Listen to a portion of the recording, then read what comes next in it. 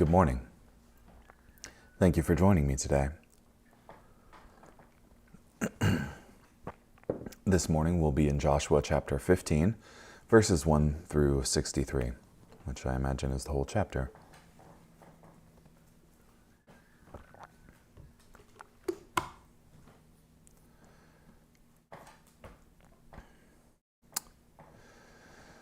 The land allotted to the tribe of Judah by its clans reached to the border of Edom, the wilderness of Zin and the Negev, far to the south. Their southern border started at the southern tip of the Salt Sea, extended south of the Scorpion Ascent, crossed to Zin, went up from the south to Kadesh Barnea, crossed to Hezron, went up to Adar, and turned toward Karka. It then crossed to Asmon, extended to the stream of Egypt, and ended at the sea. This was their southern border. The eastern border was the Salt Sea, to the mouth of the Jordan River. The northern border started north of the Salt Sea, at the mouth of the Jordan, went up to Beth Hogla, crossed north over Beth Arabah, and went up to the stone of Bohan, son of Reuben.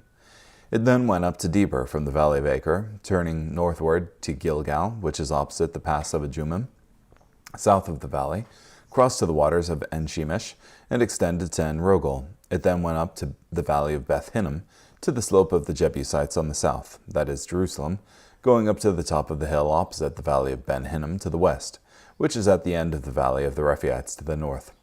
It then went from the top of the hill to the spring of the waters of Nephtoah, extended to the cities of Mount Ephron, and went to Bala, that is Kiriath-Jearim. It then turned from Bala westward to Mount Seir, crossed to the slope of Mount Jearim on the north, that is Kesalon, descended to Beth Shemesh, and crossed to Timnah. It then extended to the slope of Ekron to the north, went toward Shikharon, crossed to Mount Bala, extended to Jabneel, and ended at the sea. The western border was the Mediterranean Sea. These were the borders of the tribe of Judah and its clans. Caleb, son of Jephunneh, was assigned Kiriath Arba, that is Hebron, within the tribe of Judah, according to the Lord's instruction to Joshua. Arba was the father of Anak. Caleb drove out from there 3 Anakites, Shishai, Ahiman, and Talmai, descendants of Anak.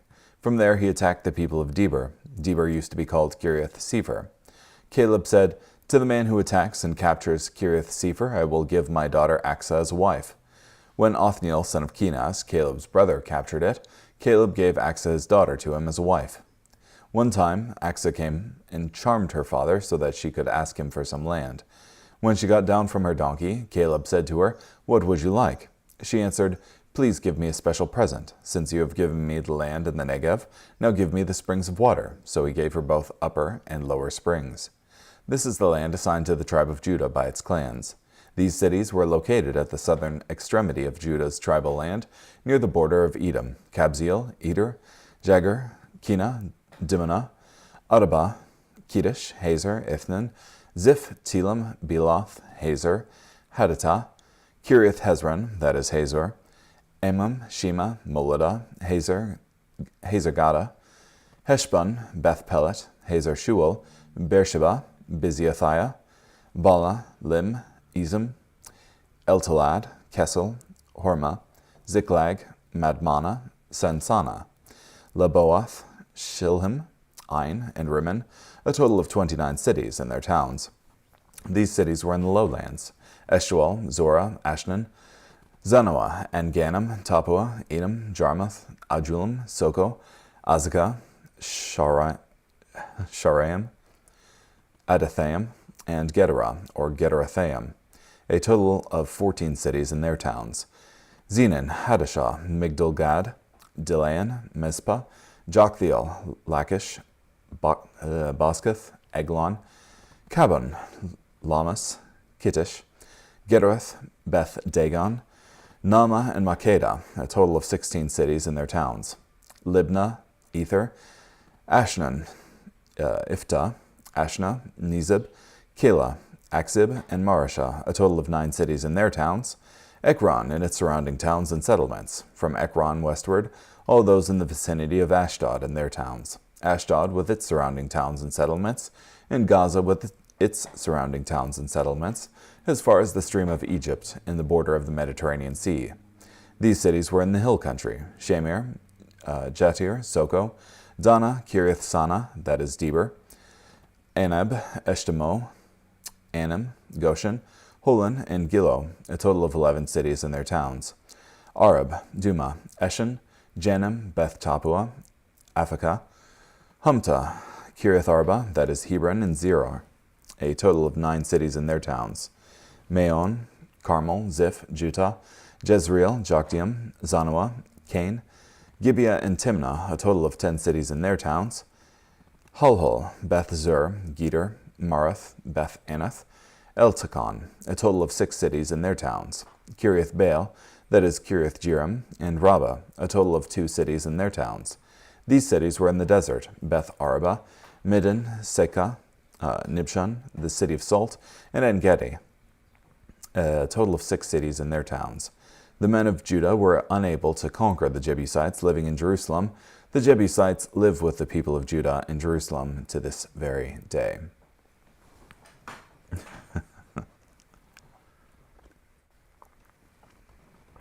So there you have my stumbling pronunciations of a bunch of Israelite towns.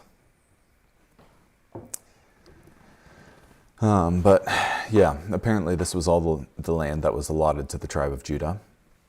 And in the middle of this, you have a story concerning Caleb, son of Jephunneh, who was one of the spies who went out with Joshua to spy out the land of Israel, back when Moses was leader of the people.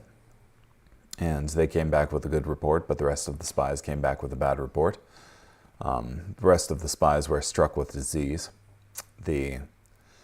But Caleb was promised the land that he put his foot on. So here he is years later doing that, and also capturing this land named Deber, which was previously named Kiriath Sefer. And his brother Othniel captured it, and he gave his daughter Aksa as a wife to him. And also the springs of water in the land of the Negev were given to her. Let's see. From Guzik here. He who attacks Kiriath Sefer and takes it, to him I will give Aksa my daughter as a wife. Caleb was not only a man of great and bold deeds, the driving out of the children of Anak, but also a man who encouraged others to great and bold deeds. He did this by offering his daughter in marriage to the man who was bold enough to conquer a city to have her. And she said, "Give me a blessing, since you have given me the land in the south. Give me also springs of water." As well, Caleb's daughter imitated her father's boldness in asking for a blessing. She did not hesitate to ask her father for some choice springs.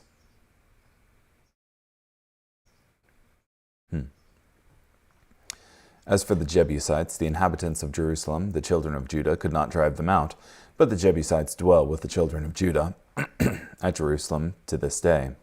The inhabitants of Jerusalem, the children of Judah, could not drive them out. We can understand why Jerusalem was a city hard to conquer. The fact that it was set on a hill made it easy to defend. The Jebusites dwell with the children of Judah at Jerusalem to this day. Yet no matter how hard the struggle, with God's promise and God's help, we can triumph. There is really no good excuse as to why the city must stay in Canaanite hands until the time of David. And they did not drive out the Canaanites who dwelt in Gezer. Their failure to completely drive out the Canaanites is typical of all the tribes. Even within the Promised Land, there remained important work to do and battles to fight. The Canaanites dwell among the Ephraimites to this day and have become forced laborers. Perhaps the people of Ephraim were guilty of this compromise because they wanted... Oh, this is from chapter 16.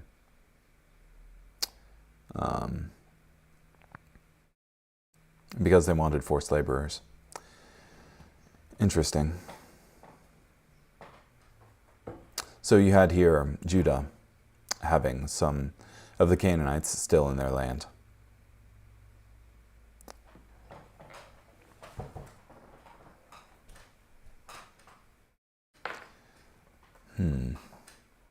Not a whole lot of commentary there. Let's see what Matthew Henry has to say. Judah and Joseph were the two sons of Jacob, on whom Reuben's forfeited birthright devolved. Judah had the dominion entailed on him, and Joseph the double portion, and therefore these two tribes were first seated. Judah in the southern part of the land of Canaan, and Joseph in the northern part, and on them the other 7 did attend, and had their respective lots as appurtenances to these two. The lots of Benjamin, Simeon, and Dan were appendant to Judah, and those of Issachar and Zebulun, Naphtali, and Asher to Joseph. These two were first set up to be provided for, it should seem, before there was such an exact survey of the land as we find afterwards. It is probable that the most considerable parts of the northern and southern countries, and those that lay nearest to Gilgal, and which the people were best acquainted with, were first put into 2 portions, and the lot was cast upon them between these 2 principal tribes, of the one of which Joshua was, and of the other Caleb, who was the first commissioner in this writ of partition. And by the decision of that lot, the southern country, of which we have an account in this chapter, fell to Judah, and the northern, of which we have an account in the 2 following chapters, to Joseph. And when this was done, there was a more equal dividend of the remainder among the 7 tribes, and this probably was intended in that general rule which was given concerning this partition. To the more you shall give the more inheritance, and to the fewer you shall give the less. And every man's inheritance shall be where his lot falleth. That is, you shall appoint 2 greater portions, which shall be determined by lot to those more numerous tribes of Judah and Joseph, and then the rest shall be less portions to be allotted to the less numerous tribes. Interesting that then you have Judah in the south and Ephraim, Ephraim and Manasseh, I guess, in the north here. Later on, you have, after the reign of Solomon, and then his son, I think, Rehoboam, the kingdom splits from after being united under David and Solomon. So you have Judah, essentially its own thing, and then the rest of Israel. So just got me thinking of the south-north split here.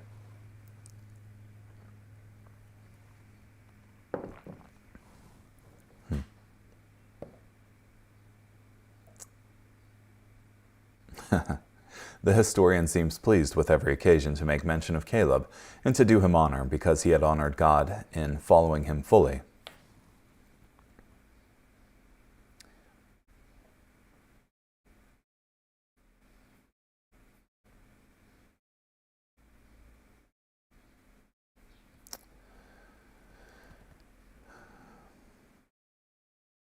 From this story we learn concerning Caleb and his daughter, that it is no breach of the 10th commandment moderately to desire those comforts and conveniences of this life which we see attainable in a fair and regular way, that husbands and wives should mutually advise and jointly agree about that which is for the common good of their family, and much more should they concur in asking of their Heavenly Father the best blessings, those of the upper springs, that parents must never think that lost which is bestowed upon their children for their real advantage, but must be free in giving them portions as well as maintenance, especially when they are dutiful.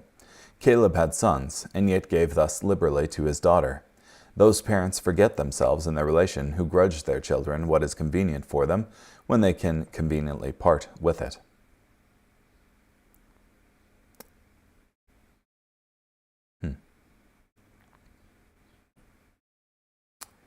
Concerning the cities named,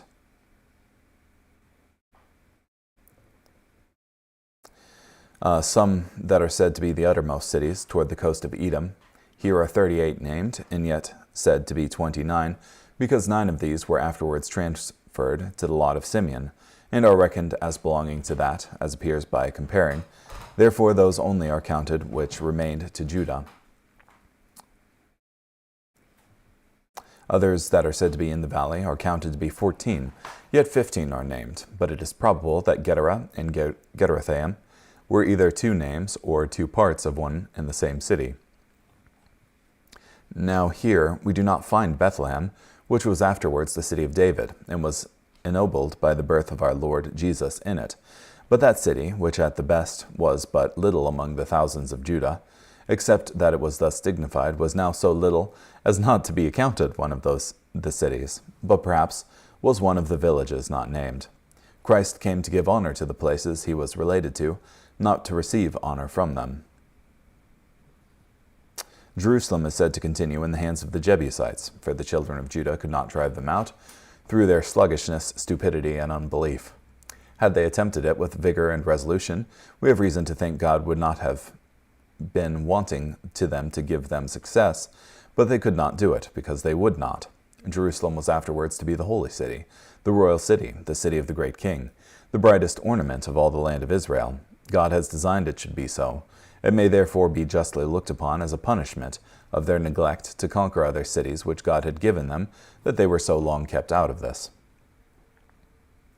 Among the cities of Judah, in all 114, we meet with Libnah, which in Joram's day revolted, and probably set up for a free independent state, and Lachish, where King Amaziah was slain.